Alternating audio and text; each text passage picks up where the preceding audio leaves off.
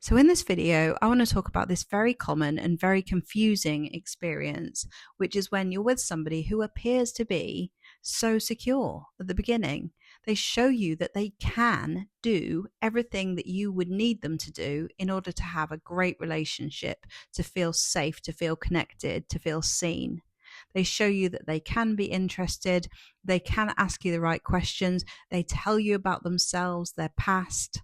They tell you about their experiences growing up, the things that they learned from previous relationships, and you think, oh my God, where have you been all my life? This is amazing. I've never seen anyone with such emotional intelligence.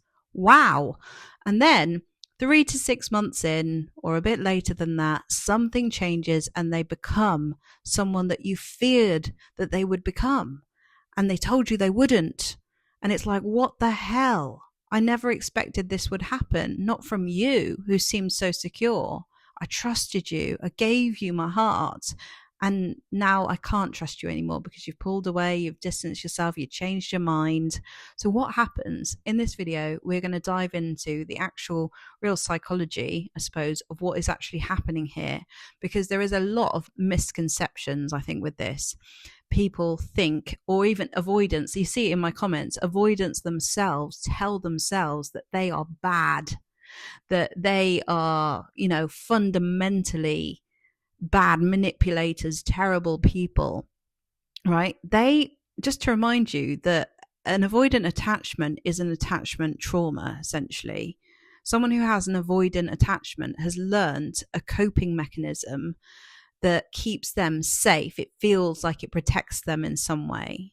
Just like an anxious attacher, they are doing things in order to prevent perceived threat or harm. And so is somebody who has an avoidant attachment style. Both the anxious and avoidants are scared of being left, being rejected, being abandoned, but they cope with it in different ways, either overtly or covertly, right? And that doesn't make either party bad, but it can seem either way with the anxious or the avoidant like it's manipulative, because essentially both people are trying to get something. They're both trying to get safety. They're both trying to get approval.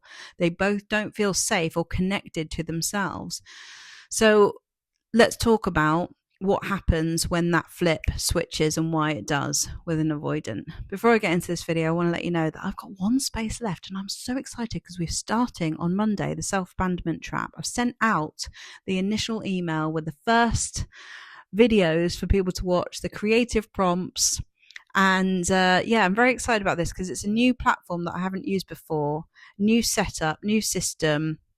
And the time that I spent making this course, I really threw everything into it so that you would get a really in-depth insight into self-abandonment and the way out of it, so that you never have to do that again to yourself, or to create relationships that really become unstable in the end because you are not connected to yourself, right? To be able to spot red flags, ask the right questions, and really stay true to your spark. The saddest thing is when we lose our spark, our lightness, our creativity, our joy, all in the name of trying to keep someone there, to make someone stay, when actually often we're missing reality. We're not seeing things as they are. We're seeing them as our nervous system is trying to make them be.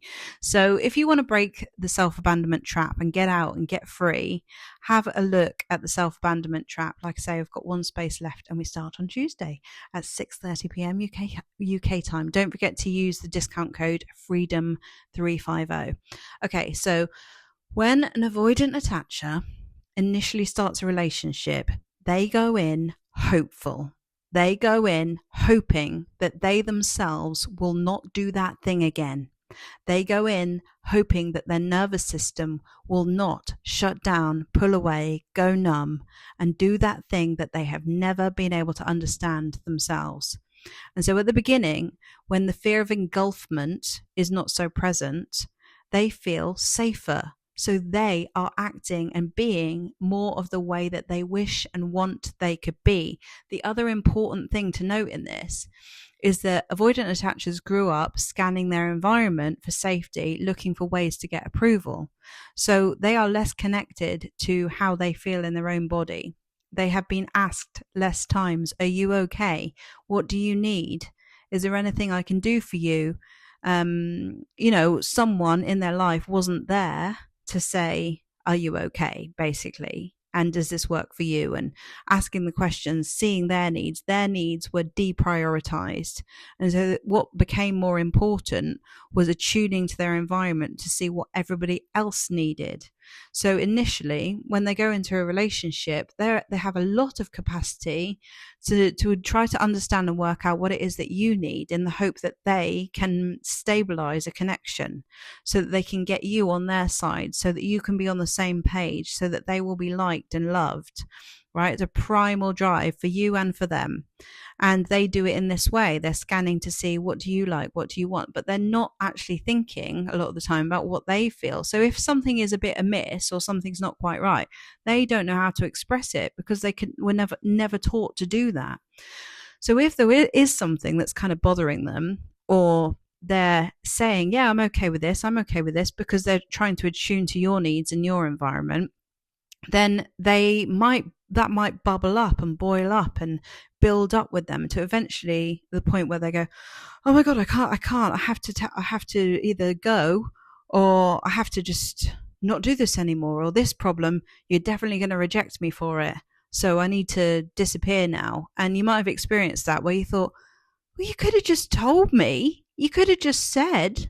But they that haven't had that experience of having the safety to do that, so they just shut down. They just shut down and go, and what we need on the receiving end of that is communication, clarity. We want someone to be open with us, to be able to say, "Look, I am actually really struggling with this thing or that thing."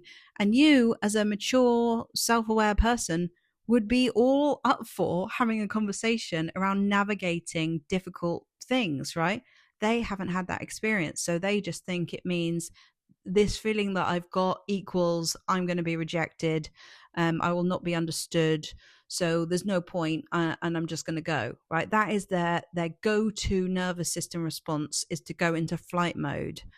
And that creates the experience for them of their body just shuts it down. It's like, all systems, abort mission, must shut down, we are going to be rejected, must leave now, kind of thing, right? So because they haven't been able to express what they wanted or what they really felt, even if, let's say, they thought, "Oh, I don't actually know if this person is right for me in the long run," right? And they were going along with it anyway, but their fear of disappointing people meant that they couldn't express that there was something they saw as maybe not the right fit. So that leaves you thinking, "Oh, everything's fine, there's no problem, we're all good." And then suddenly they go and you think, "What? Everything was fine yesterday," but that is because they haven't been able to put words to their feelings and then express it. They've just gone, "Something's wrong, I'm overwhelmed, I've got to go."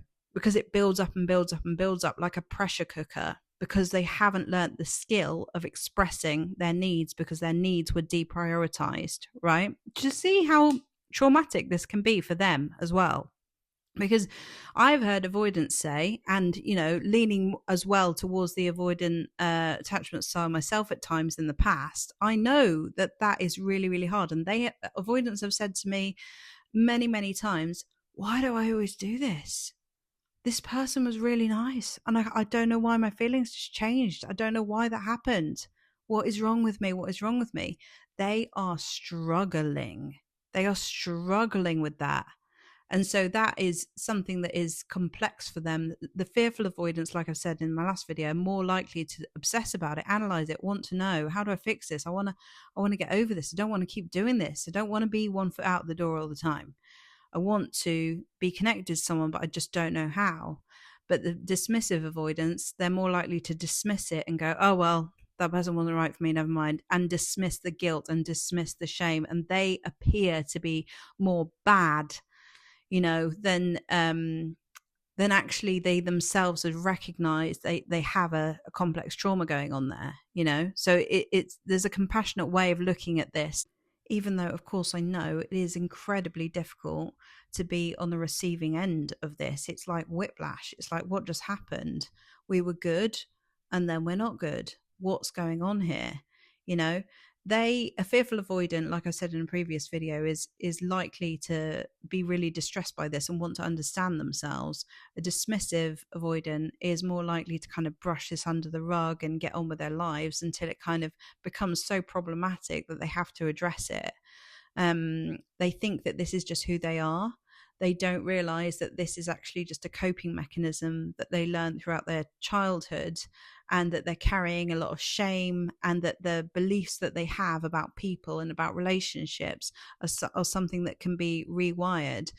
I think on the receiving end of it, it's very, very frustrating because, yeah, like I say, you are open to things being imperfect. You're open to things being negotiated and worked through, but they just don't have that experience of safety.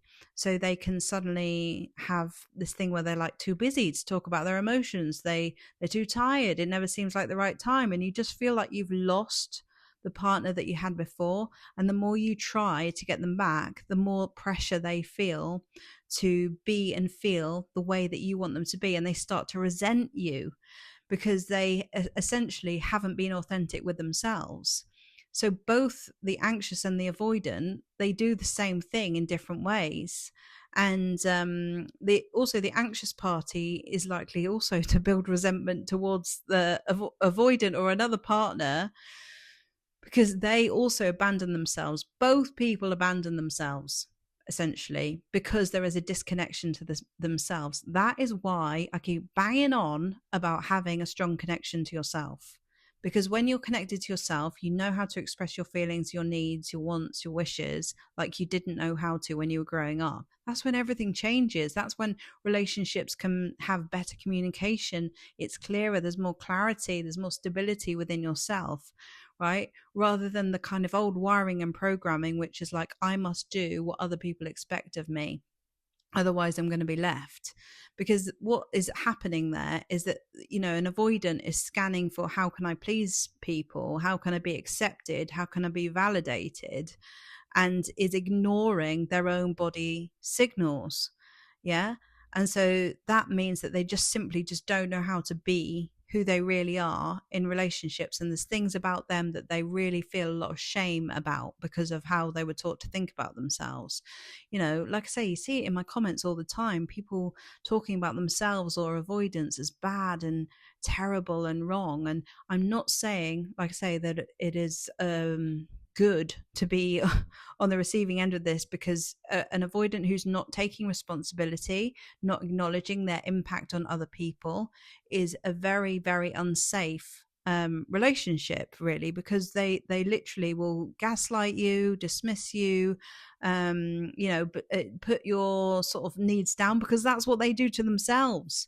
They're essentially projecting the way they think about their own needs, you know, and it doesn't seem that way at the beginning because they're trying to adapt and appease the environment. So I hope this has given you a bit more understanding about the avoidant, and it's complex, and it's very sad for them to experience too, because they think to themselves, why am I doing this? What's happened? Where have my feelings gone? This was going so well. Oh no, not again. I don't know why I do this. You know, they want the connection back themselves, but they just lose connection to themselves and then don't know how to put their whole self into the relationship. That's not something you can fix for them. It's only something that you can acknowledge so that you don't take it personally and then don't go into the loop of I wasn't enough for them, because that's not true, you know? So yeah, I hope you found this video useful. If you'd like any more information about what I do, and you want to heal these patterns, and you want someone to talk to who really gets it, who's experienced it, who's been both on the side of the avoidance and also on the side of receiving, being with an avoidant, because I've literally been in both situations, then let me know. You can find out all the information about the self-abandonment trap and the living room as well, which is on again every Wednesday at 1 o'clock. And one-to-one, if you would like a one-to-one call with me, you can find out all the information in the links below, and I'll see you in the next video. Bye.